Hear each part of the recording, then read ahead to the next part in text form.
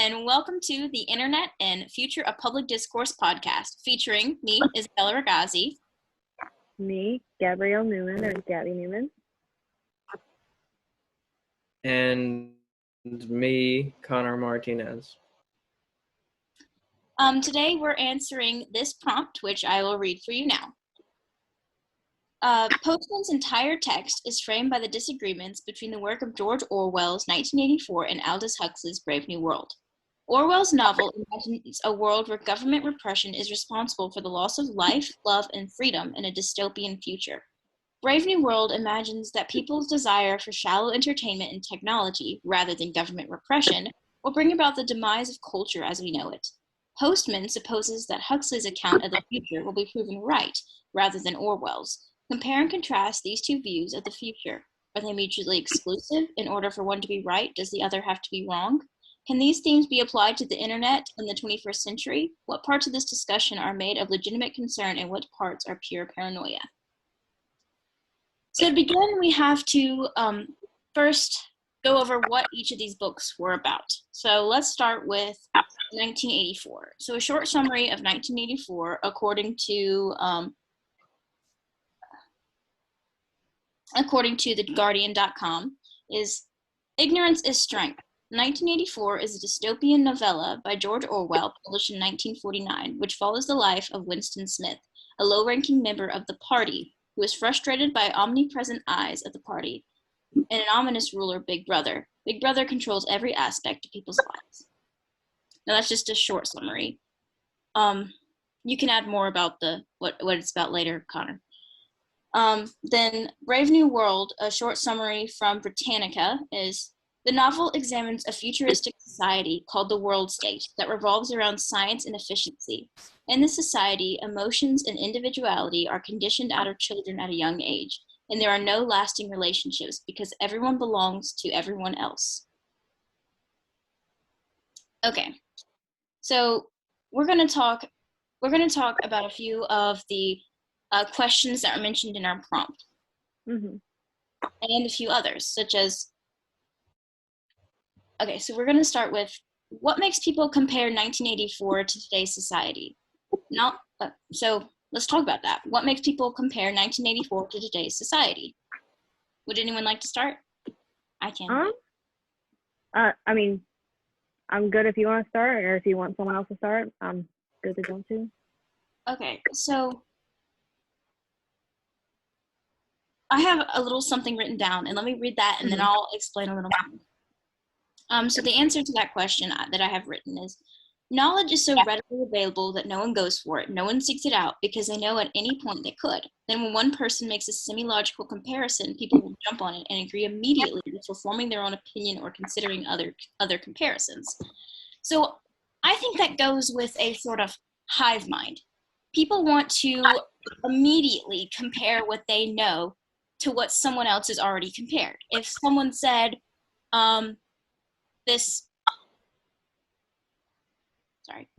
if someone said this flower looks like a rose, everyone else would be like, okay, that looks like a rose, without even looking at it. And it may actually be a poppy that just happens to be the same semi-color or shape as the rose, but it's not really a rose, if that makes sense.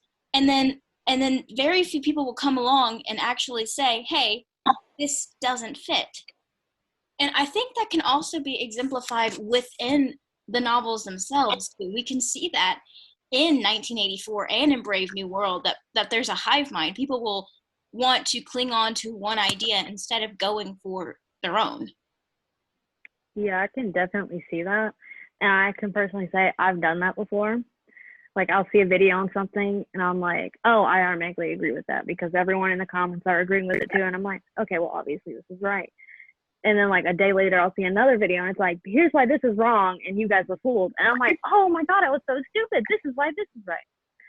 And I think it, relating to our topic, like the internet and the future of news, I think with such sources like Instagram, Twitter, people get stuck in their own echo chamber and just hear people saying the same ideas that they think.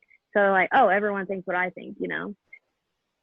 And it gets that hive mind, like you said, mentality. Everybody's on the same page And I can definitely see where people don't want to do their own research because it is a boring thing to do, I have to admit, but we need to do it to form an own opinion and stuff.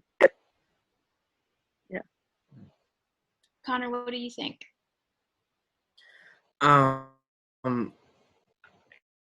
Could you restate the question? Yes. Because okay. What makes people compare 1984 to today's society? And we only went over half the answer, but there's another answer I want to go over too. But go ahead and say what you think on that. All right. I think currently in our state, as just civilization in general, I think we are currently leaning more towards authoritarian measures of governance rather than more libertarian forms of governance. And people are taking the image created by George Orwell in 1984 and hyperbolically comparing it to the same measures that are being enacted. So I think that's most of the appeal, as maybe a sort of form of fear mongering in order to prevent certain actions from being taken. But also, I think the people who are still making those same comparisons are concerned that the conversion of libertarianism to authoritarianism is such a slippery slope that any form of authoritarian lawmaking can lead to something that drastic.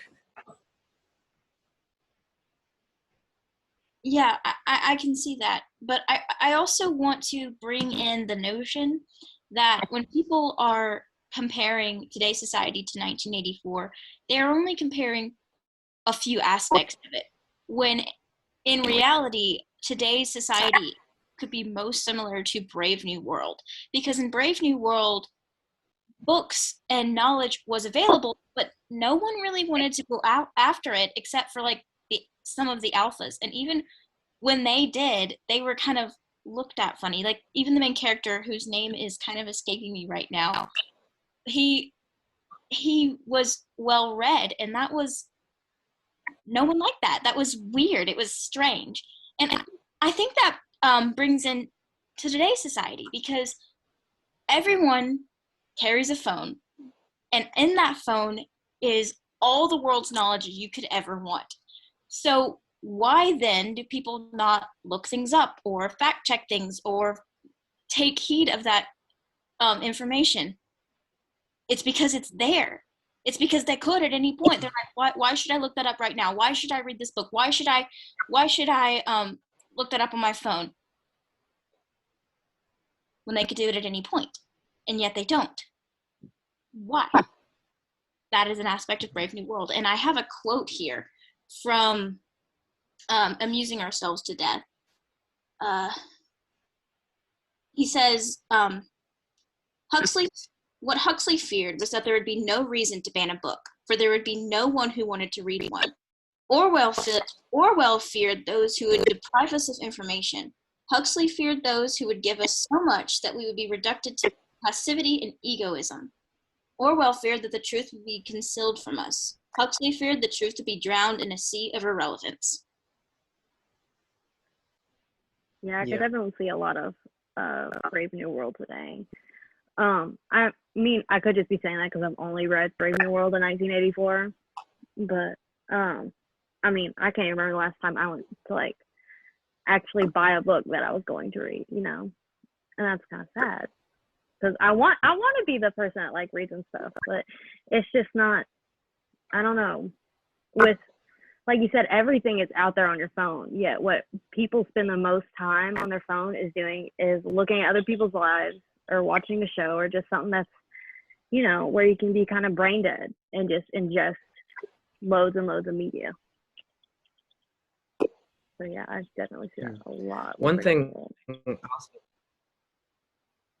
thing I'll say about the distinction between Brave New World and 1984, and I think it's about that significant difference, is that Brave New World is mostly surrounding social authoritarianism, as in like shunning those who like try to read books like Bernard Shaw in the book, or well, while in 1984 it's more like you don't get to think. It's more of a governing authoritarianism or totalitarianism. So I think that's the main difference in why, I don't know how to phrase it. I think that's one of the main differences between Brave New World and 1984. Because like Isabella said, there is such a different, you have the access to all of these prior knowledges that weren't banned or any of that, but it's just made irrelevant through the society that prefers sexual promiscuity or just the taking of drugs like Soma and Feelies. And I think it's a big critique on materialism, rather than 1984's immaterialism, because you just don't get to own things. Yes, I agree. I think that can bring us into our next question or our next topic, which is kind of to do with why people compare 1984 instead of Brave New World. It's like Brave New World is much lesser known than 1984. A lot of people have read it, but there are more so that have not. So, sorry. Okay. So not many people are readily think about Brave New World. So that's kind of a big factor as well. That's why they don't compare it. Sorry. The next question is, are they mutually exclusive? Is one right? If one is right, does the other have to be wrong? And if the other's wrong, does the other have to be right? Or are they both right? Or can they both be right? Or are they both wrong? I think both 1984 and I'll go first. I think both Brave New World and 1984 are right in the fact that they can be possible. I don't think it's necessarily true that it is the current form of governance that we are under, but I think actually both are right currently in the fact that I think both society and governance systems are becoming more authoritarian. So I think in 1984's perspective, they're taking more authoritarian measures, not just including the current pandemic and things like that, but even before that. And I think society, especially through the creation of media like mainstream media, Instagram, social media, I mean to say, is that people are more able to go into their own echo chambers, like Gabby was saying, and they're able to continue to express their own beliefs, and that's becoming more, you have to believe what I think.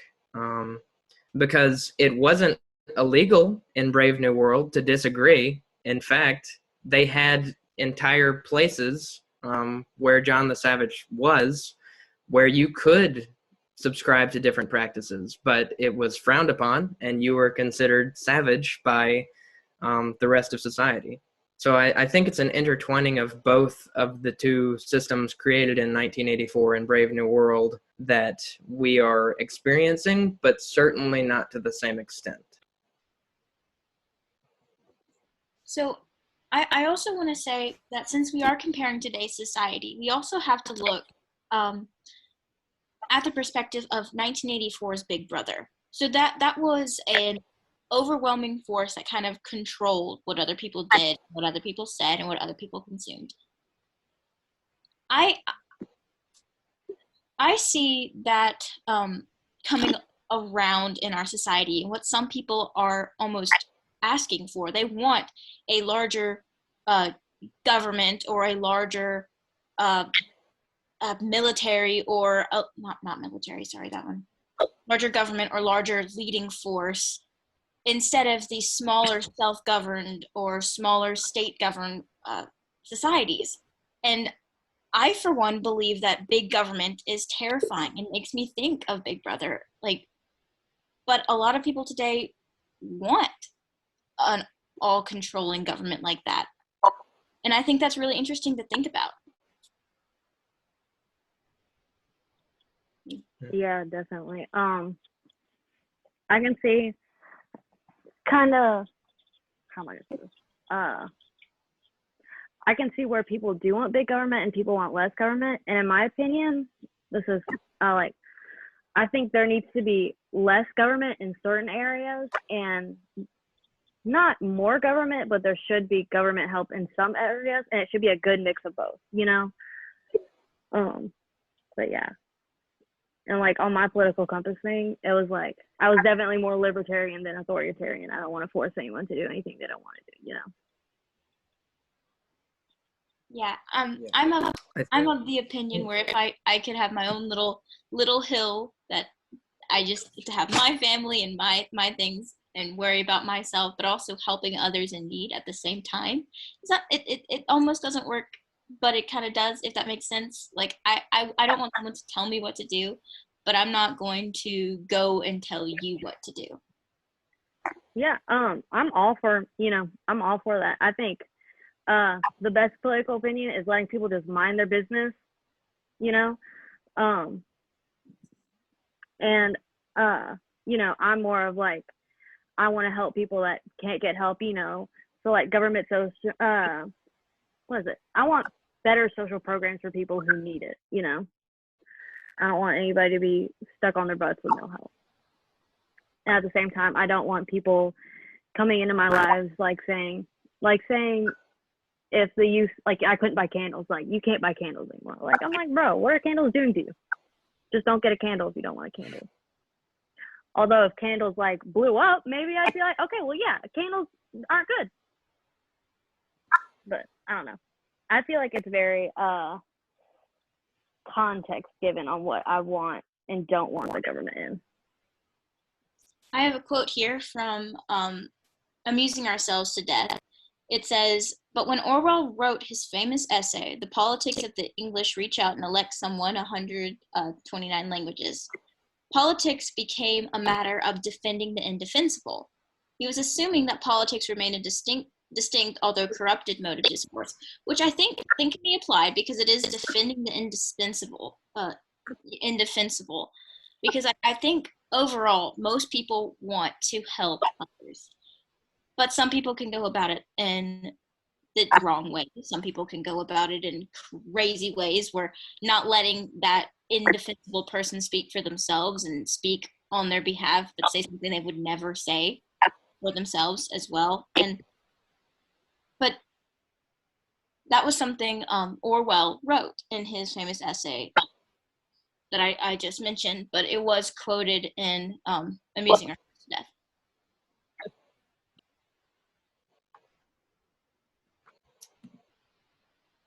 Okay, so here is another distinction, I think, between Brave New World and 1984. So going off what you were saying on how you believe most people actually want to do good for the world, while I agree with that, in 1984, the book itself, in the final chapters of the actual story, we come to find out that the entire reason why there is a totalitarian government in 1984 is not to create good. It's just because they have the ability to exert that authority over others.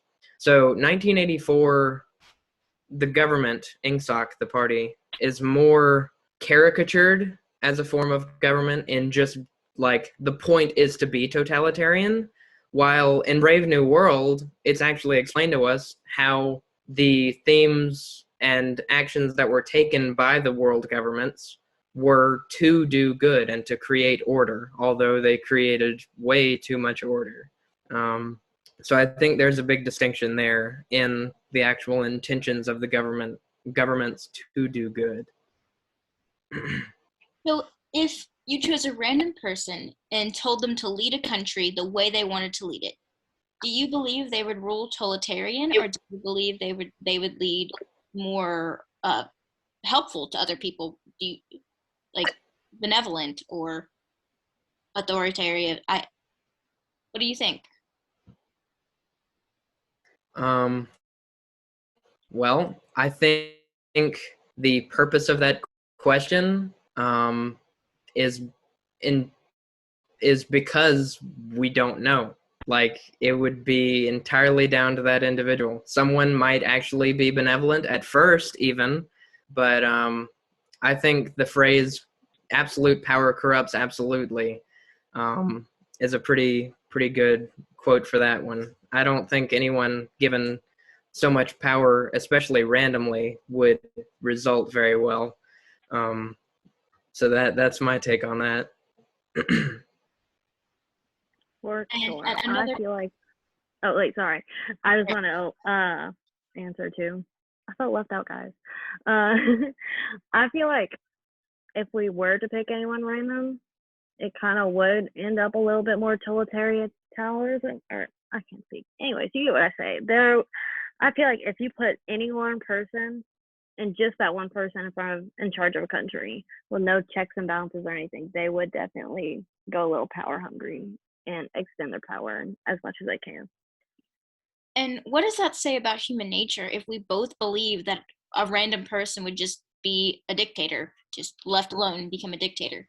That that's not a good note on human nature. But I have another quote that kind of goes with what you were saying, Connor, about absolute power corrupts absolutely. But I believe only Siths deal in absolutes, which is from Star Wars. But yeah, only Siths deal in absolutes. So I believe there is good in most people. And personally, if you chose anyone to be totalitarian and they have no background of like any ruling before, they're just a random person off the streets, I want to believe that they're not going to be a dictator. I want to believe that they're going to be a good person, which is why I don't want to deal in absolutes either, because there's a possibility of both. They could be totalitarian, like you were saying, because I'm outweighed by two. Both of you said totalitarian, but I just want to believe in good. So there's that duality of human nature that comes into play. There is also anyone really, or not anyone, but most people don't do something because they think it's gonna have a bad outcome for their country. Like most leaders, they think they're doing right. So someone who got picked could have good intentions in their heart, but wrong execution. You know, so like the only way to fix this country is if I take control of everything, and it's for the best of them. You know, so it can be a combination of both. Actually, they're like, I'm gonna control everything. I mean, you guys all get like free chocolate cakes on Friday, so that's because of me because I'm controlling everything. If you want something done right, you better do it yourself kind of attitude. Okay, going into our next question. How can these themes be applied to the internet in the 21st century? Gabby, I know you have more notes on this. All right. Well, mine's really pertaining to Brave New World and how, like we said, they cared more about entertainment and just feeding off media than any kind of news source. And actually have a quote. I feel so professional saying that. This was from Amusing Ourselves to Death. It's the only communication event that could product, such collective attention in today's America is the Super Bowl. And that is kind of true. I mean, most people in America do kind of like that brain dead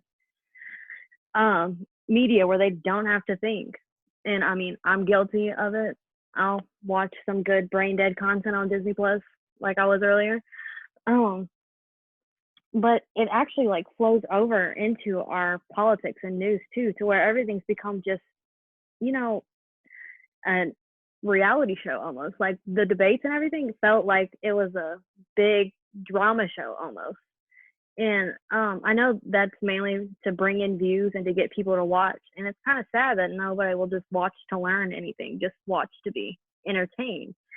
And it shouldn't be like that. Like people in politics shouldn't be treated like a celebrity, like on a pedestal. They are someone who's appointed a public duty for the good of everyone. They shouldn't be, I don't know, held with such high praise. And I see people doing that even with, I know myself, I did vote for Joe Biden, but people, I've seen people just praise him with no critiques, and he has done some stuff I don't like, and I know he gets away with it because he's put on this pedestal.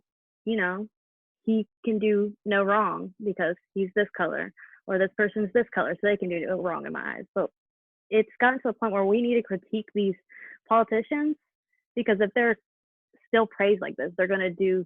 They just think can get away with anything, like bombing in Syria and stuff like that. It's not cool. An example of yours, I don't want to get too political on this, but is with the problem of the executive orders. Executive orders were first starting to be a problem during Obama's term, because he was using executive orders to do this and that, and no one critiqued him, and that's not good.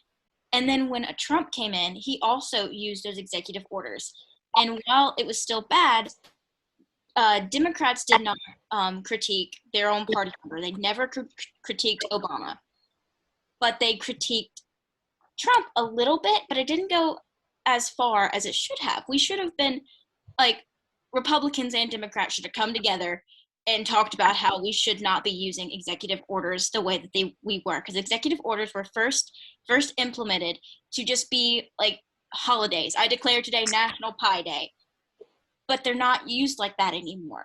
So they weren't critiqued as bad. But now that we have Biden in, the executive order problem has gotten so large, and no one's saying anything about it, because both Republicans and Democrats want to make sure that their future candidates are able to use those executive orders to get things through the House and the Senate. And that's horrible on both sides.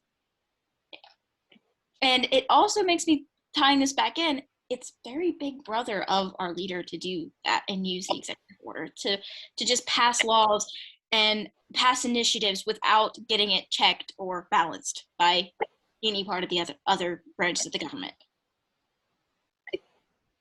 Yeah, I will. Oh wait, Connor, elaborate. I will include that executive orders definitely aren't a new problem.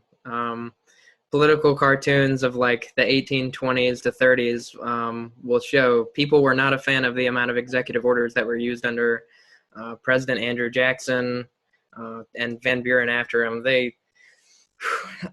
He kind of started that whole executive order, like ruling by executive order, and it's become more of a problem now because I think the media, whichever side of it that a person is on, just basically refers to whataboutism. So a Democratic president will issue an executive order, and then Democratic media will praise it, while conservative media will not praise it. And then if a conservative gets into office, then he's going to use an executive order, and then the conservatives are going to say, well, they didn't care this much when a Democrat was in president, and then a Democrat's going to say, well, they made a big fuss about this then. It's the same as the same critiques that they made about judicial nominees during, the last presidential election and the election before that. So that's a big thing about media. But I wanted to circle back to what we were talking about with the internet. And a lot of people seem to have a big problem with the growing use of internet.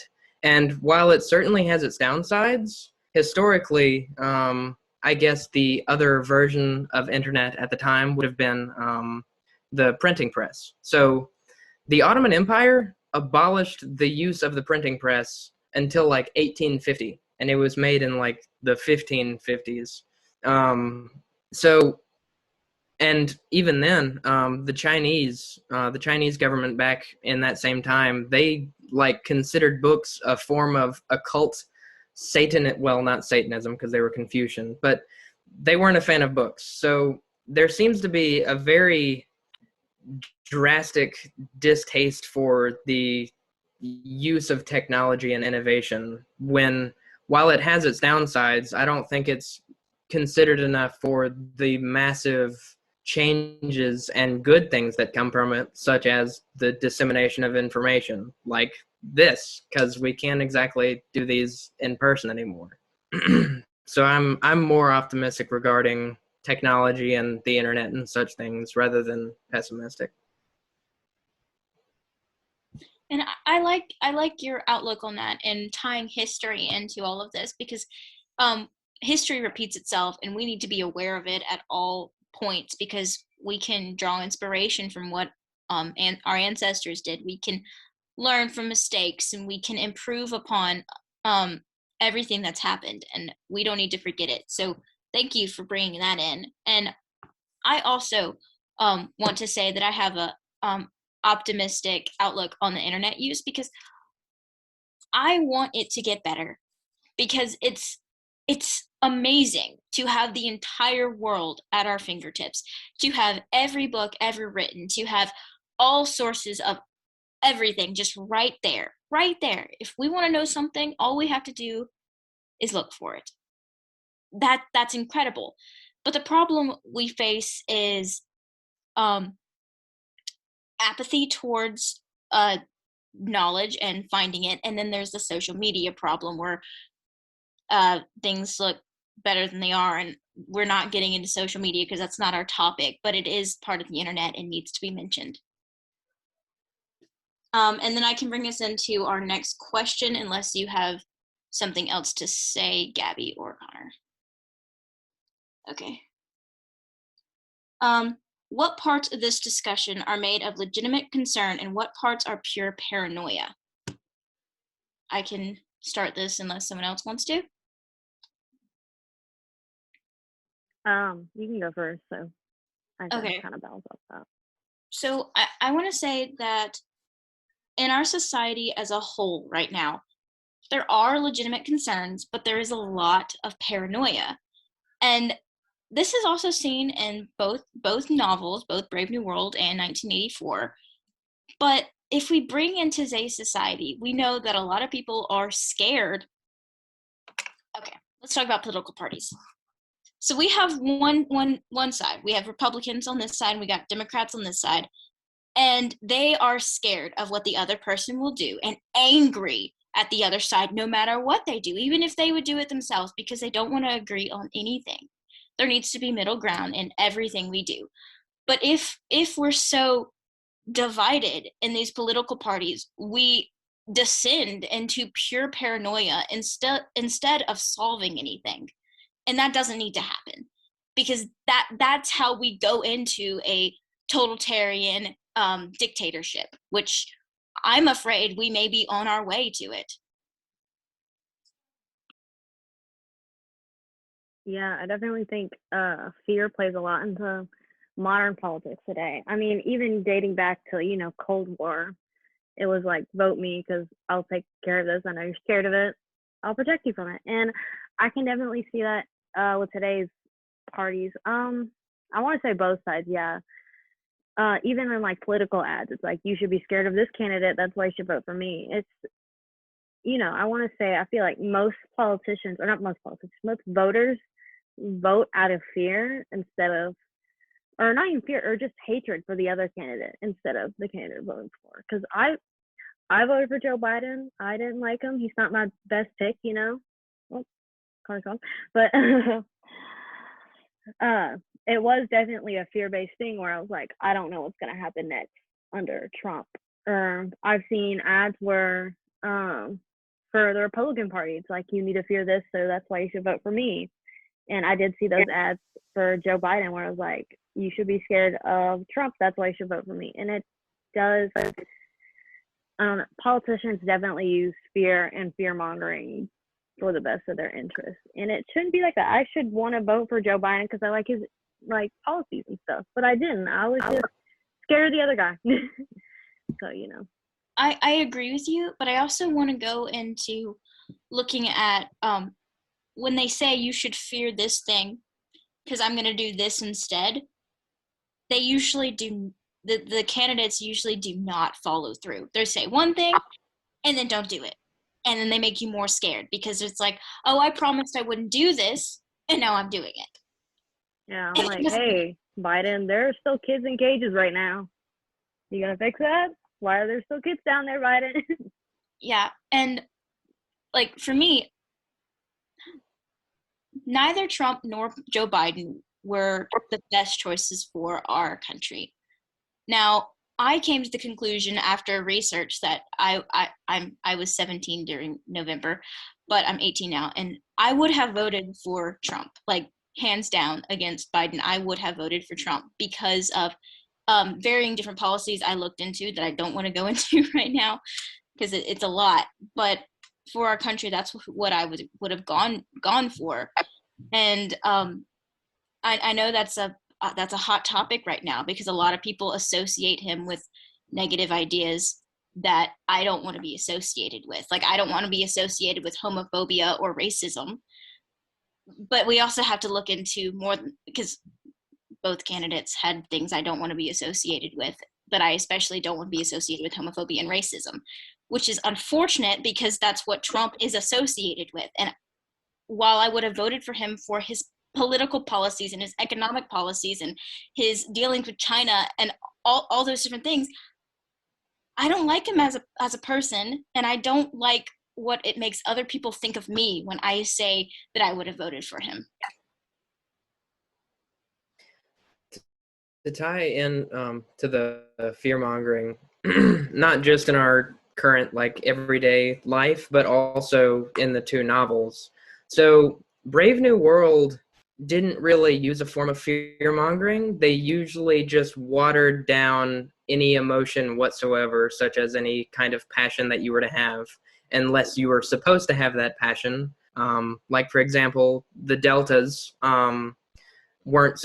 They were actually introduced into shock therapy when they're children, so that way they don't like books or nature. So that way they don't, want to go out into the nature. So it's not really a form of fear mongering in Brave New World, but it's more of like a moral redevelopment or psychological redevelopment towards what you actually want to do. But in 1984, their version, well, they didn't really have elections, so they didn't have fear mongering in a form of the media regarding elections, but they used war. And it was never entirely explained whether or not there actually were multiple countries in 1984, but the people were told to believe that there were, and they were at war with a country and they were allied to another one. But then during the novel, it just completely flips on its head and they're allied to the other nation, and then they're going to war with what was their former ally. So their version of keeping order was to continue to create chaos, so everyone just decided to support you in order to do that. So there's a big distinction between those two novels in that. The word you were looking for was Pavlov, because that's what they use. That's the shock therapy. That's the Pavlov. Well, that's the person who discovered that, because most people are most familiar with like using the dogs and the bell, but conditioning someone for anything is Pavlov's method. Thank you for coming to our podcast. We'll see you next thank you, time. Oh wait, yeah, and thank you audiences, but also thank you, Connor, for being a guest. Yes, thank you to our special guest, Connor Martinez. Anyway, okay. I'm here all week. You did very good, Connor. Like I'm impressed. Impressed.